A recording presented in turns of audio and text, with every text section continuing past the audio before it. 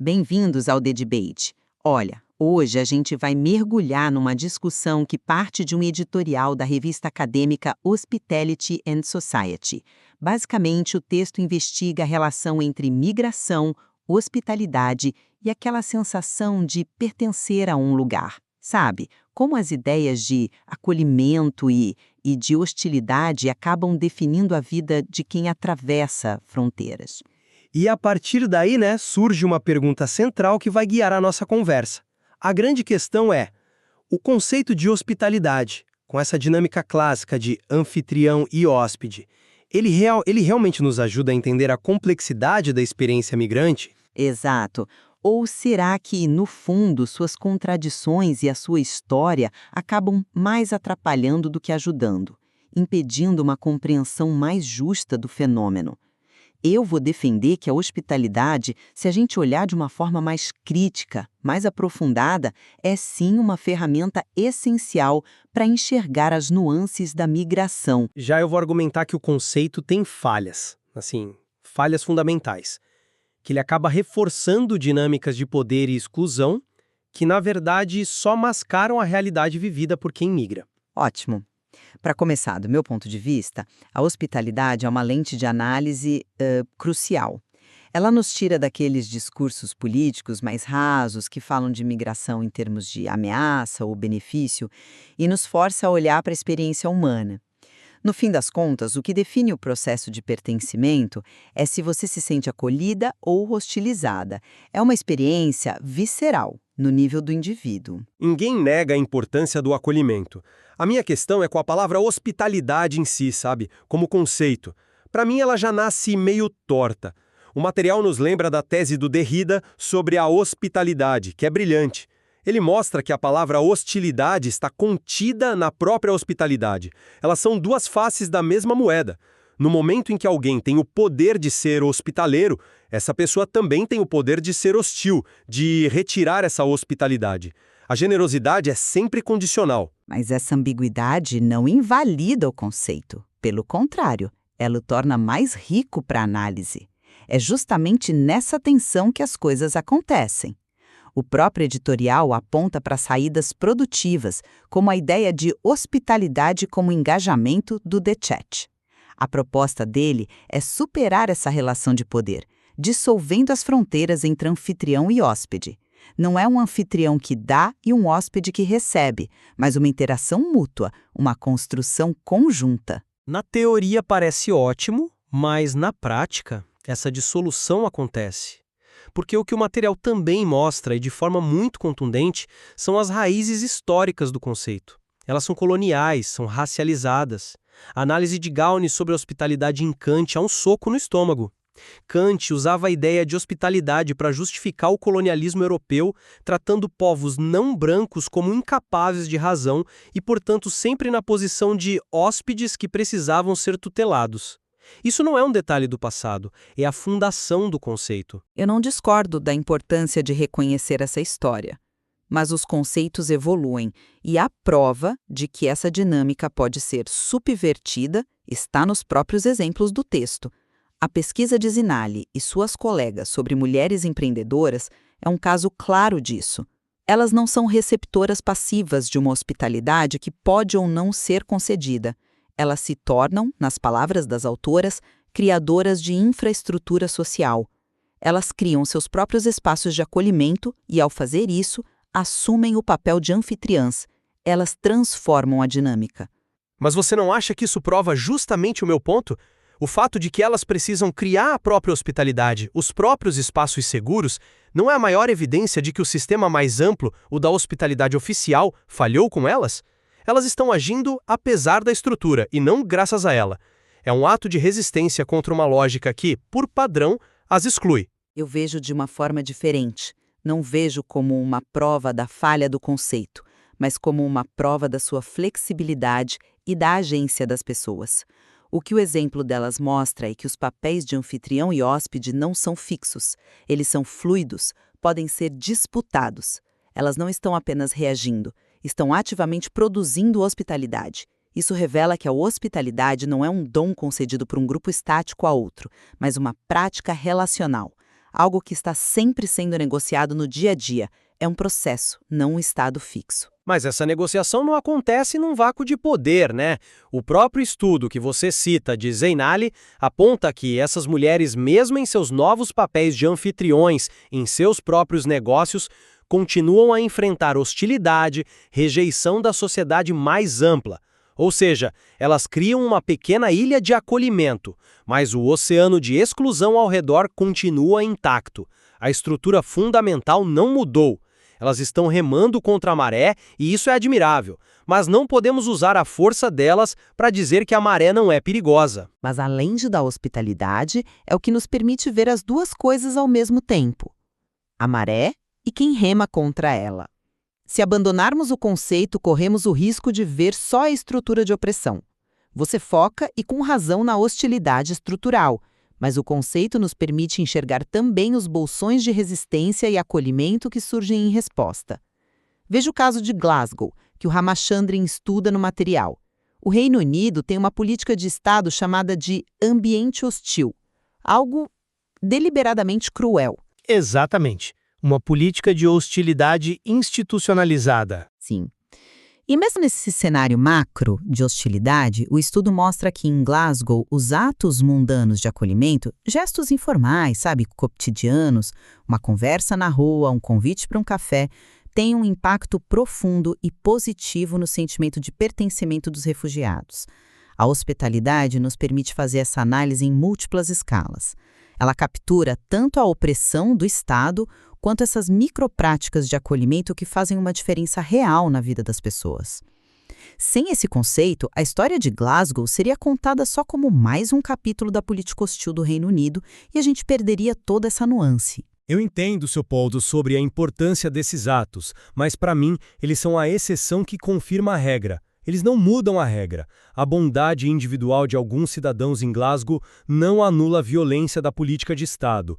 O estudo de Pett e colegas sobre a acomodação de requerentes de asilo em hotéis, também citado, mostra o outro lado dessa mesma política: a criação de um sentimento generalizado de não-lar, de precariedade constante. A hospitalidade, no nível do Estado-nação, não é sobre acolhimento, é sobre controle, vigilância e exclusão. Mas uma coisa não anula a outra. A análise não pode ser só macro. Não é que anula, mas uma tem muito mais poder que a outra. Os atos de bondade são admiráveis, mas eles não mudam a política de imigração. Eles não dão um visto para ninguém. Focar excessivamente nesses gestos corre o risco de romantizar a resiliência enquanto se normaliza a violência estrutural. É como elogiar a força de alguém que está sendo esmagado por uma pedra, em vez de focar em como remover a pedra. E o material nos dá vários exemplos dessa pedra.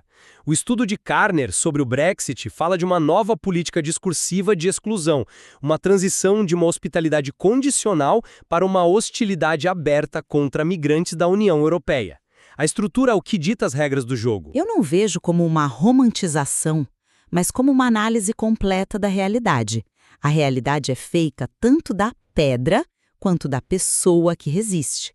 Se pararmos na análise da estrutura, perdemos a agência humana, tanto dos migrantes quanto das comunidades locais que resistem a essas narrativas de exclusão. E a hospitalidade, especialmente quando pensada como engajamento, nos permite ver as duas coisas operando ao mesmo tempo. É o conceito que nos ajuda a entender como, mesmo num contexto hostil, o pertencimento é negociado e construído. O estudo de Ridzik e Price sobre a cidade de Boston, no Reino Unido, depois do Brexit, é outro ótimo exemplo. Mostra como líderes comunitários, tanto migrantes quanto não migrantes, trabalham juntos para, e eu cito, criar espaços de hospitalidade em meio à hostilidade. Abandonar o conceito de hospitalidade seria perder a ferramenta para analisar justamente essas dinâmicas. Isso nos leva à questão central. Vale a pena consertar uma ferramenta tão problemática ou deveríamos simplesmente abandoná-la e procurar outra? Para mim, a resposta é clara. Tentar resgatar o conceito com novas teorias, como a ética feminista do cuidado que você mencionou no início, é um esforço bem intencionado, mas que não resolve o problema original. É como tentar reformar uma instituição que foi fundada em princípios de exclusão. A falha está no DNA. Como Derrida aponta, a palavra tem uma origem conturbada. A própria estrutura de anfitrião-hóspede, que implica a propriedade e permissão, está embutida no conceito. A gente precisa de um novo vocabulário, um que não parta da premissa de que existe um dono do espaço que graciosamente concede acolhimento a um outro. Crescimento analítico seria jogar fora o bebê junto com a água do banho. Nenhum conceito acadêmico é perfeito ou livre de contradições. O objetivo do debate acadêmico é justamente esse: pegar um conceito, criticá-lo, refiná-lo, fazê-lo evoluir. A proposta de uma ética do amor de Bell Hooks, que o editorial traz no final, não é um curativo. É uma proposta de transformação radical do conceito. Como assim radical?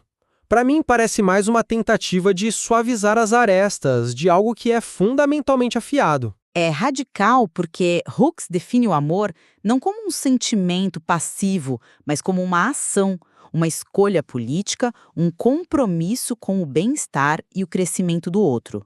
Se aplicarmos isso, a hospitalidade deixa de ser esse ato paternalista de uma anfitriã poderosa e se torna a prática consciente e política de criar e proteger esses espaços de engajamento de daikas, espaços onde o reconhecimento mútuo e até mesmo o conflito e o desacordo podem acontecer de forma construtiva e não hierárquica.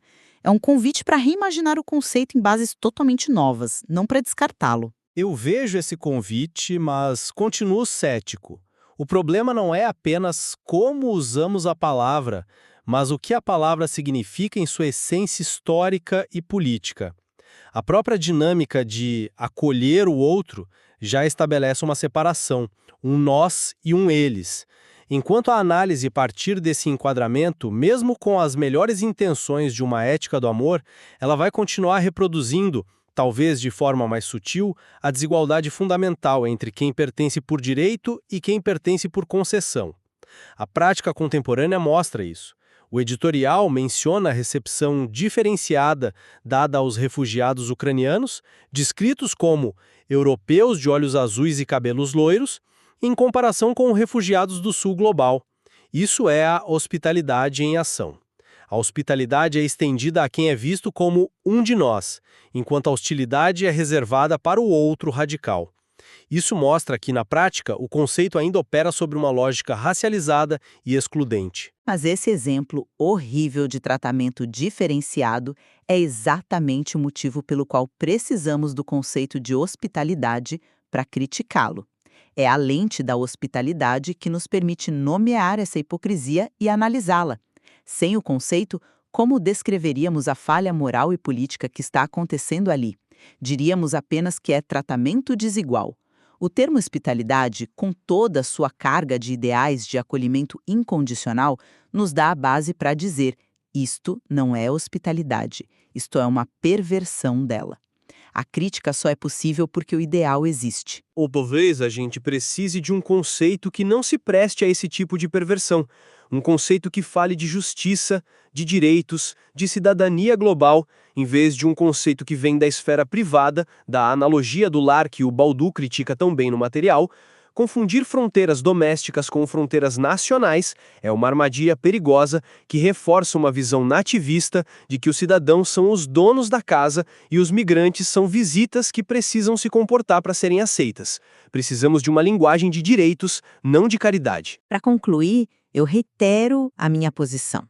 A hospitalidade, justamente por sua complexidade e seu histórico problemático, continua sendo um conceito indispensável se for abordada de forma crítica. Ela não é uma resposta fácil, ela é um campo de batalha.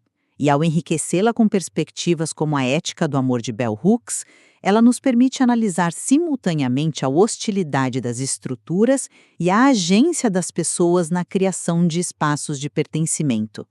Ela nos força a olhar para a tensão, para a negociação e para a transformação, que são, para mim, o coração da experiência migratória. E eu concluo reafirmando que o conceito de hospitalidade está, para mim, irremediavelmente amarrado a estruturas de poder, controle e exclusão racializada que vem de séculos. Sua aplicação à migração moderna acaba perpetuando uma dinâmica desigual de anfitrião e hóspede, que não reflete a realidade de um mundo interconectado e não serve à causa da justiça. Analisar a agência dos migrantes através dessa lente falha corre o risco, paradoxalmente, de validar a mesma estrutura que os oprime. É preciso coragem para buscar novos caminhos conceituais. Fica claro que, no fim, essa discussão vai muito além de uma simples definição acadêmica. Ela toca no centro de como as nossas sociedades escolhem lidar com a mobilidade humana, com o estranho, com o diferente. Exatamente. O material que a gente analisou hoje demonstra a necessidade urgente de questionar as categorias que usamos para pensar o mundo. E, acima de tudo, a importância de colocar as experiências vividas pelos próprios migrantes no centro de qualquer análise para que a gente possa entender a complexa e contínua negociação do que significa pertencer a um lugar num mundo cada vez mais incerto. E, sem dúvida, ainda há muito o que explorar nesse campo.